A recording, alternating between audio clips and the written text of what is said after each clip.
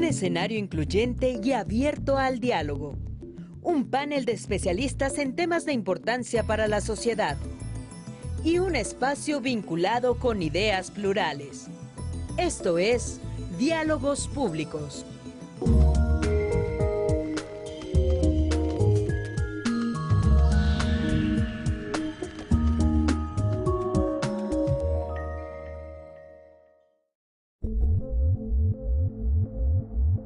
Diálogos Públicos, un foro multidisciplinario organizado por The Aspen Institute México, en colaboración con Vector Casa de Bolsa, donde especialistas de distintas corrientes de pensamiento analizan la actualidad nacional. Esta vez se pone sobre la mesa un tema que afecta el entorno social de México: perspectivas económicas y políticas.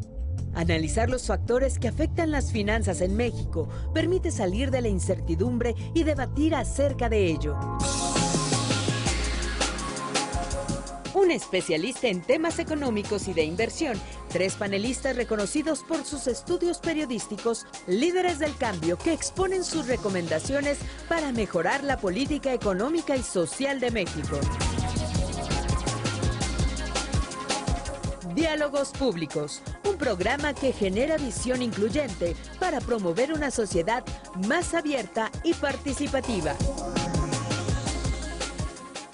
Este Foro Vector 2016 tiene una temática sin duda interesante, que es México, ¿dónde estamos? ¿Hacia dónde vamos? ¿Qué recomendamos? ¿Y qué esperar para el 2018? Perspectivas económicas y políticas. A continuación escucharemos un análisis de los factores que impactan la economía mexicana y las finanzas del mundo. Para ello presentamos a Rodolfo Navarrete, quien cuenta con 20 años de experiencia y es director de análisis y estrategias de inversión de Vector Casa de Bolsa. El departamento a su cargo fue calificado por Bloomberg como el mejor pronosticador de la economía de México 2015.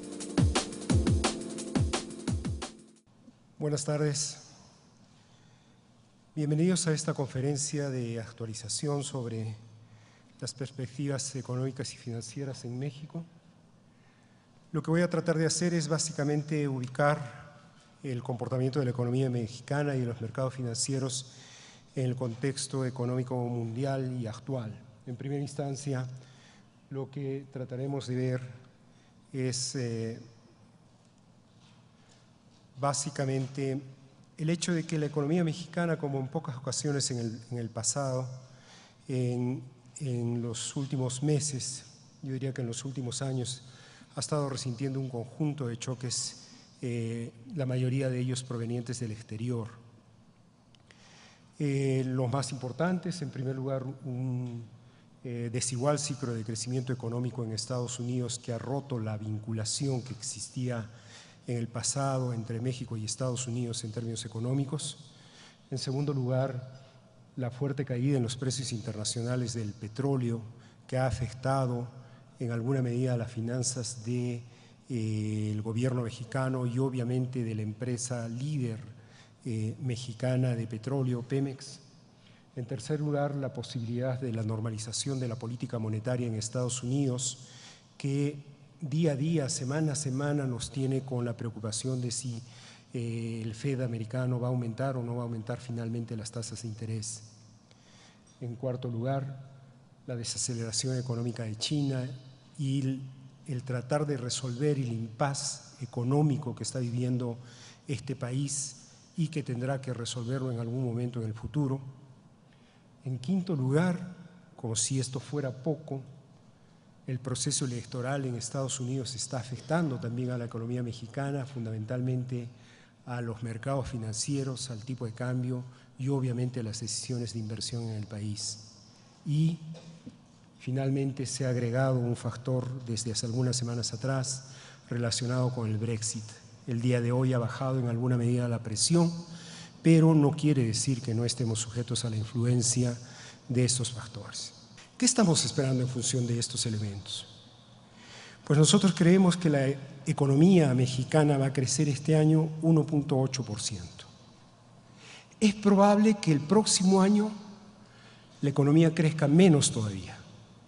Estamos calculando un 2%, pero no hemos incorporado lo que acaba de señalar el secretario de Hacienda y que lo afirmó en los precriterios generales de política económica del 2017, que el próximo año viene un recorte mucho más drástico del gasto público.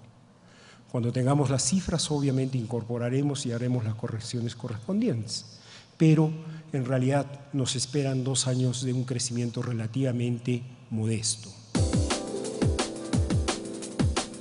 El panelista León Krause es periodista, conductor, escritor y analista de política internacional, especializado en la sociedad y la política de Estados Unidos. Escribe con frecuencia en la revista Letras Libres y lo ha hecho también para el Newsweek, Los Angeles Times y El País, entre otras publicaciones. Yo creo que las elecciones en términos, insisto, generales se pueden dividir de varias maneras. Hay quien dice que antes que nada una elección es un referéndum entre la continuidad de un proyecto o su rechazo. Yo creo que eso es, por supuesto, cierto, pero también se puede juzgar una elección en esos otros términos. ¿Se juzga al gobierno en turno por sus logros o por su conducta, por la manera como se ha conducido, por su conducta? Me viene a la mente, por ejemplo, la elección entre Al Gore y George W. Bush. Al Gore decidió presentarse a la presidencia de Estados Unidos, la candidatura demócrata, pensando que la elección siguiente se iba a jugar en términos éticos y no en términos de los logros del gobierno de Bill Clinton, y se equivocó porque en realidad el legado de los logros de Clinton eran suficientes para incluso dejar de lado sus fallas éticas en el ejercicio personalísimo del poder. En ese sentido, Andrés Manuel López Obrador lleva las de ganar si la palabra clave es legitimidad, porque él se ha adueñado de ese carril, el carril de la legitimidad, de la conducta ética. Se puede discutir si esto es justificado o no, pero creo que es difícil rebatir que se ha adueñado en buena parte de la opinión pública, de acuerdo con las encuestas, de esa percepción. El PAN enfrenta otro reto. Si la candidata del PAN es Margarita Zavala enfrenta 2 lastres. Uno, la percepción de la falta de legitimidad y la falta de conducta ética del binomio PRI-PAN, no es poca cosa. Y luego tendrá que explicar su relación con Felipe Calderón, que tampoco es poca cosa en el imaginario colectivo, a pesar de que Calderón es mucho menos impopular de lo que se piensa. Es decir, en pocas palabras para concluir, si el sistema carece de crédito moral, si el sistema carece en la percepción pública, en términos generales, una vez más, de legitimidad, y el PRI y el PAN, de acuerdo con los candidatos que previsiblemente van a elegir, son el sistema, equivalen al sistema, entonces ha llegado la hora del antisistema. Y el hombre que ha venido hablando desde hace mucho tiempo de la corrupción del sistema político mexicano, y ese será sin duda alguna una de las grandes deudas históricas de este PRI, el no darse cuenta de lo que podía hacer si caía en esa trampa de no ejercer el poder con ética y por lo tanto darle la razón a Andrés Manuel López Obrador, es el propio López Obrador. La pregunta central de los siguientes meses es: ¿quién podrá pelearle la bandera antisistema, la bandera de la legitimidad moral a Andrés Manuel López Obrador? Y la respuesta la sabremos pronto. Muchas gracias. Ahora toca el turno a Carlos Busch. Licenciado en Comunicación por la Universidad Iberoamericana, tuvo la beca Newman de la Universidad de Harvard en 1997. Fue columnista para The New York Times en el blog Latitude. Es columnista de Duda Razonable y es el director editorial de Milenio Digital. Y vivimos tiempos raros, vivimos tiempos muy extraños en México, creo yo, porque vivimos hoy como pocas veces esta combinación que no siempre sale bien entre usos y costumbres del pasado contra un futuro que ya está aquí y que se nos impone todos los días.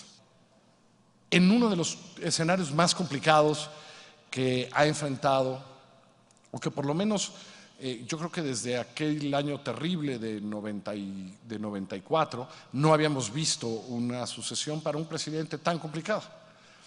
Diré lo siguiente: antes del 93, el presidente ya había tomado su decisión, había optado por Luis Donaldo Colosio y fue, digamos, ya en tiempos de campaña y todo lo que eso logró, hacer una sucesión complicada. En ese ambiente, El presidente Peña Nieto tiene que pensar quién es el mejor candidato dentro de su partido.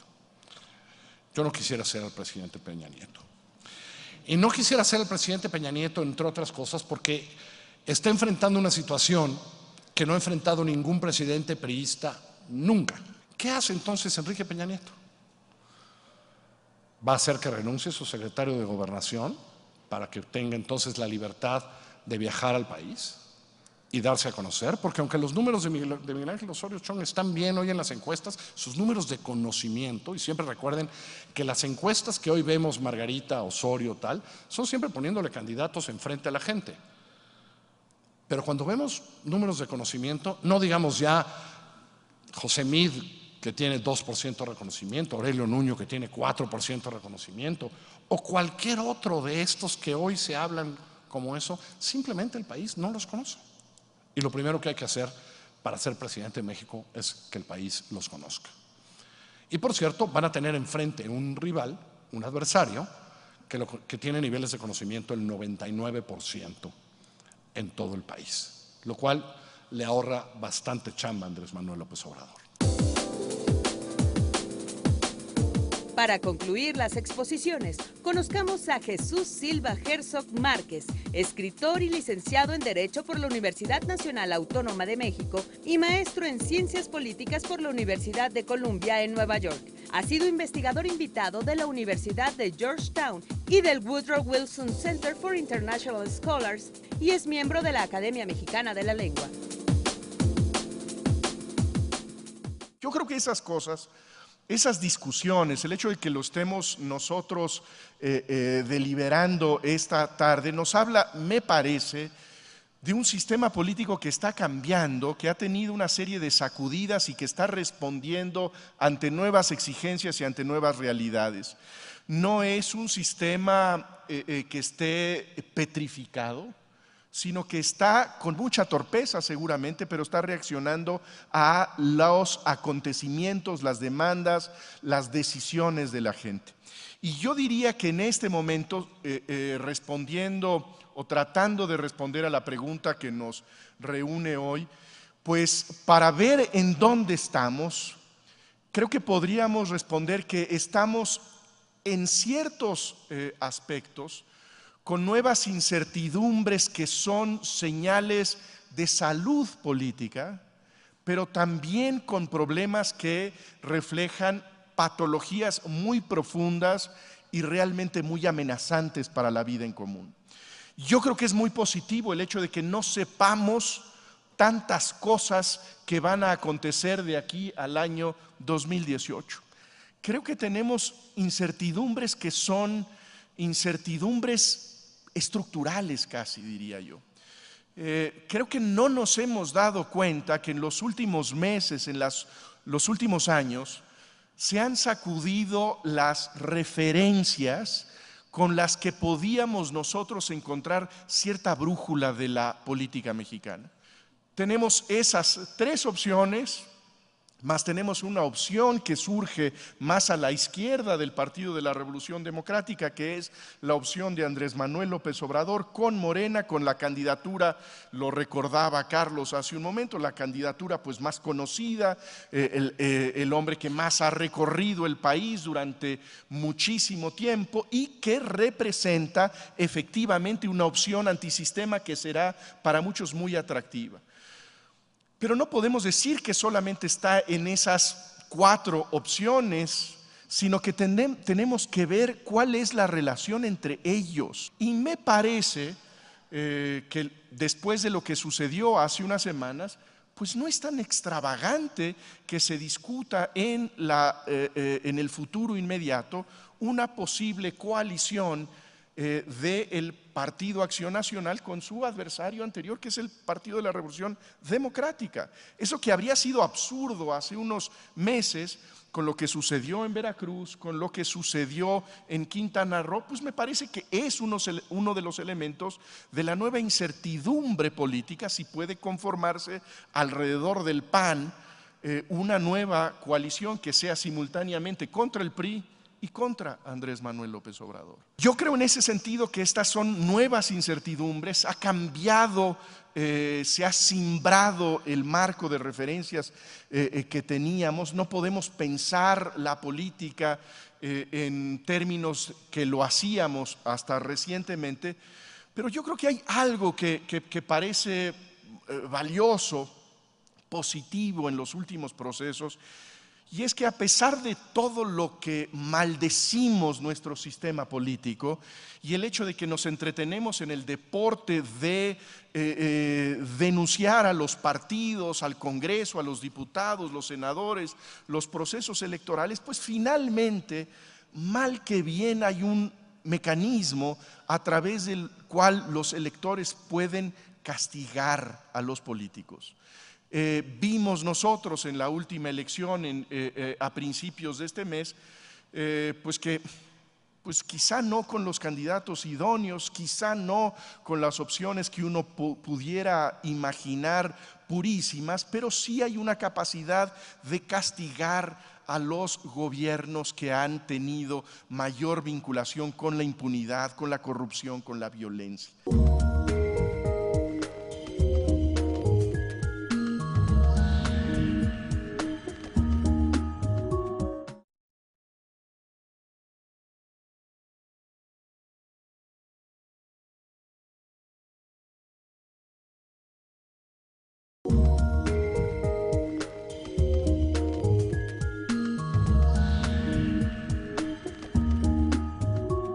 Bueno, entonces lo que vamos a hacer ahora es, vamos a platicar un poco y generalmente lo que ocurre con estos encuentros entre estos tres amigos es que yo lanzo una provocación y de ahí la conversación fluye sin que haya que hacer realmente nada más.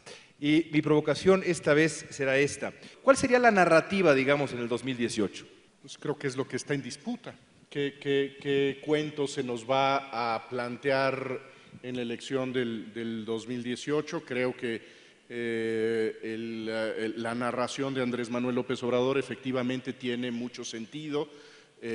Yo, como el radical que está por afuera de las componendas entre los partidos tradicionales, soy el único que puede renovar este sistema y puede limpiarlo éticamente. El discurso del Partido Acción Nacional sería el de un cambio moderado, tranquilo, responsable, que no altera las cosas.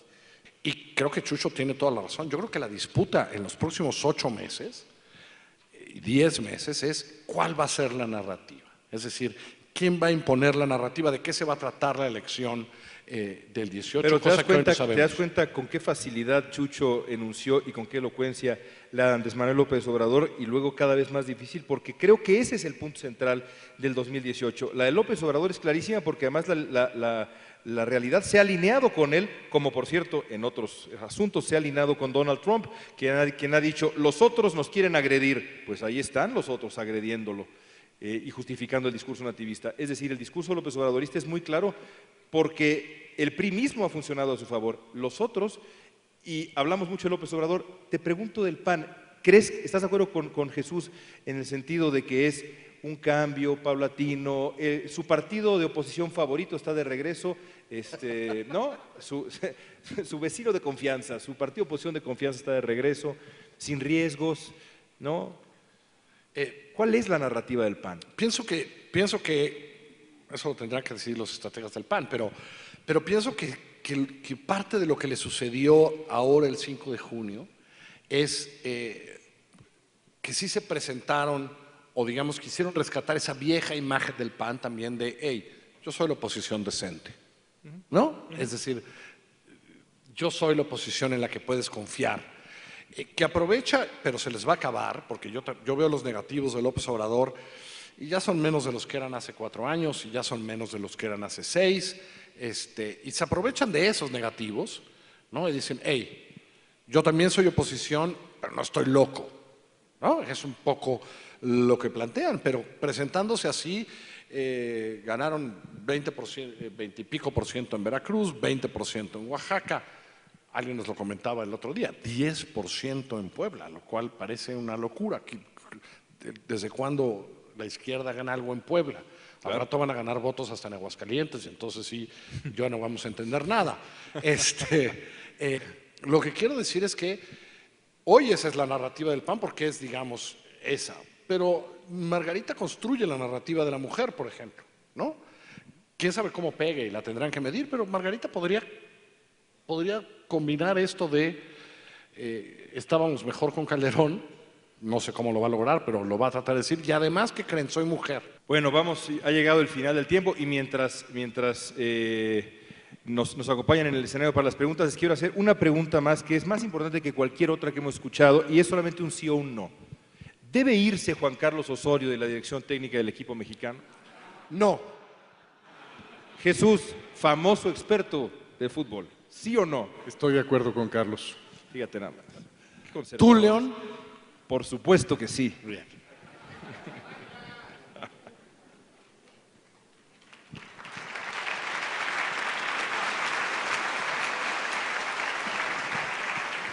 Es una pregunta para que la quiera contestar. Se habla mucho de Margarita y de su capital político o de como candidata. ¿Me pueden decir qué logros tiene para que se le encumbre? Ahí hay un voto panista real y un voto de mujeres real, que yo no sería... Yo lo que digo es que en esto de contar votos no hay que despreciar a nadie. Yo creo que hoy lo que está encumbrada, uno, porque tuvo una muy buena operación desde hace un año que decidió hacer esto, y creo que ha tenido una operación pública muy buena para hacerlo. Y segundo, pues yo qué puedo hacer si los panistas la quieren mucho, pero cuando se presenta en lugares públicos y tal, es increíble lo que la gente la quiere y la tal. Sí me impresiona porque le he visto en 2 o 3 de esos. Podría yo estar de acuerdo en algunas cosas que dice quien pregunta, pero hoy ahí están las cosas. Es decir, pero la pregunta en concreto es, para ustedes, ¿cuáles son sus logros? Yo coincido con la suspicacia de la Sí, pregunta. Claro. Me parece que tiene una trayectoria pública independiente de su marido, pero sin ningún logro. Puede decirse muchas cosas de los priistas, de los que se está hablando como posibles candidatos, etcétera, pero han tenido responsabilidades públicas de las que han aprendido claramente, han tomado decisiones, habrán tomado decisiones correctas e incorrectas.